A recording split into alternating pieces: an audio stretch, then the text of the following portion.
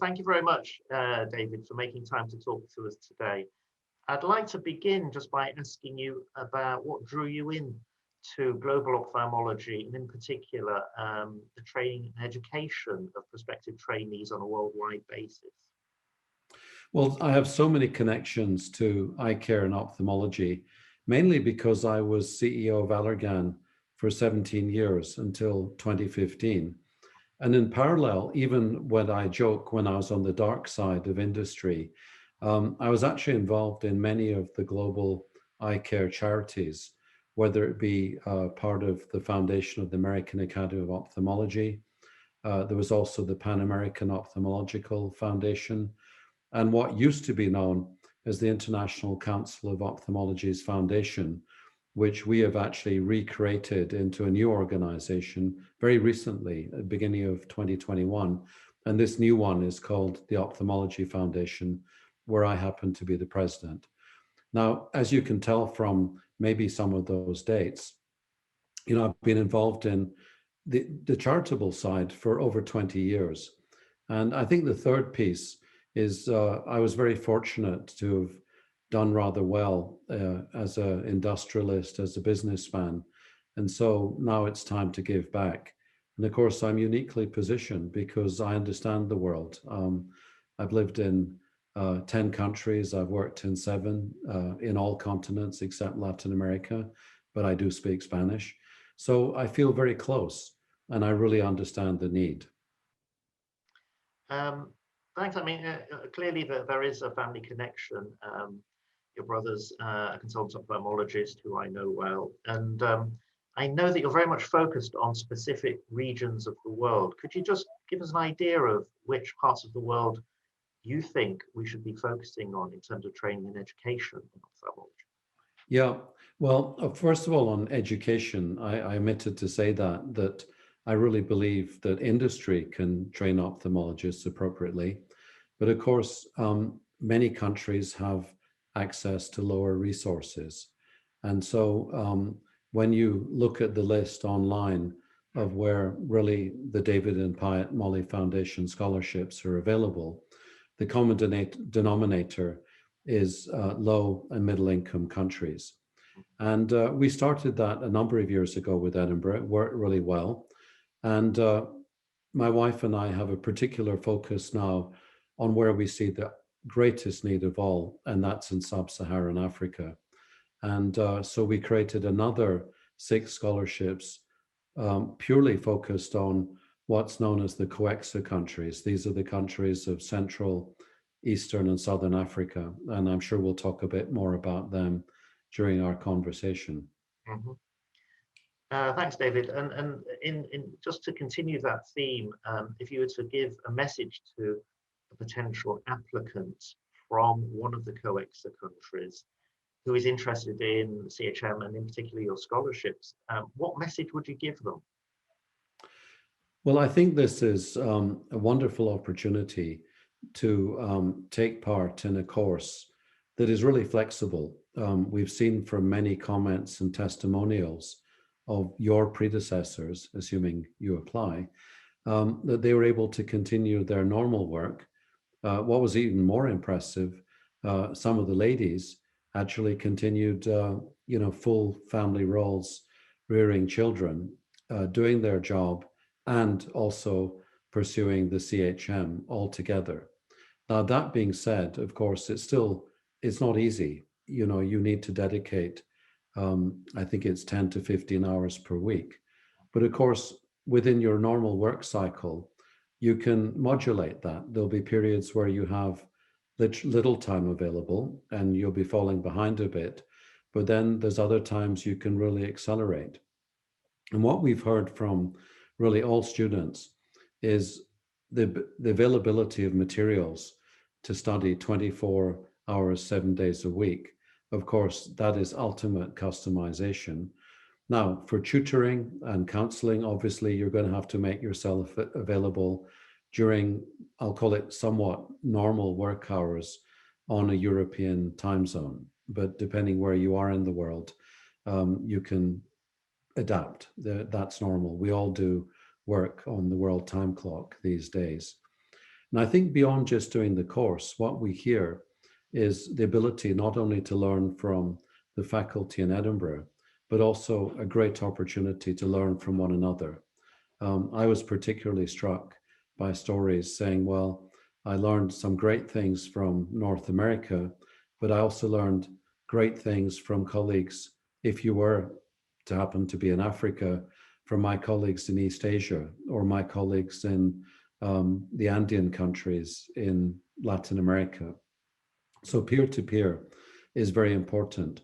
And as I think the longer both the scholarship program and the course continues, I know that Bal Dillon and I and others have the goal really of creating a regional network where prior attendees, prior graduates can correspond and Zoom or WhatsApp or whatever with one another.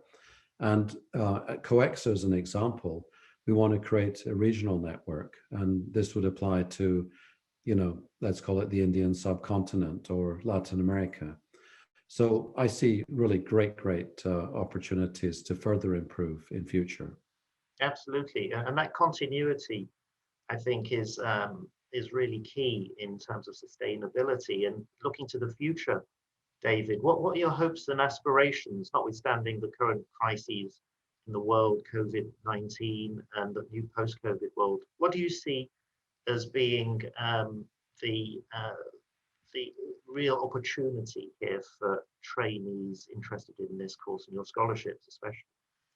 Well, of course, one can look with the rear view mirror first and say, in a way, the Edinburgh course was ahead of its time, being online. Now in COVID era, this seems totally normal.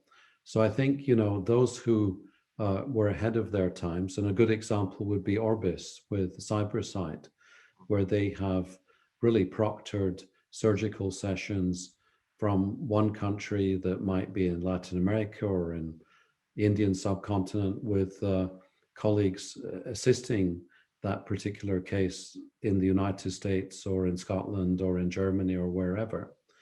But looking to the future, first of all, I would start with the recently published report in February. It was the Lancet Commission on Global Eye Health. Some of the numbers were particularly striking. 1.1 billion people on this planet with some form of vision impairment. Really, when you look at the solves, the first two are just getting access to spectacles, which I think is getting better and better. But the other one is probably right behind it is cataracts. And that we all know is so simple if you're properly trained and you have access to the right supplies. So I think the next statistic I'd look to is, when you start with North America, we have the privilege, because I live in the United States, 180 ophthalmologists per million people. In Western Europe, it's much more like 85 ophthalmologists per million. And if I take Zambia as one example, and it would be totally in the same vein as the rest of the COEXA countries, it's less than 2 ophthalmologists per million. In Zambia, there's currently 70. Zambia is a great example because there are so many trainees in the system that if you project out 5 or 7 years, there'll be double the number of ophthalmologists in Zambia. So then the next opportunity is, how do we help train those ophthalmologists, really deepen their skills in subspecialty areas? And of course, Edinburgh would be one, not the only one, but a good example. Another good example would be another of the foundations where I happen to be the president is the Ophthalmology Foundation, headquartered in the US, but with a very long, close collaboration with a German charity called IOFF. So I should do a quick plug for them, ioff.org, go check it out. And we offer well over 70 3-month fellowships per year, obviously when travel is possible again post-COVID.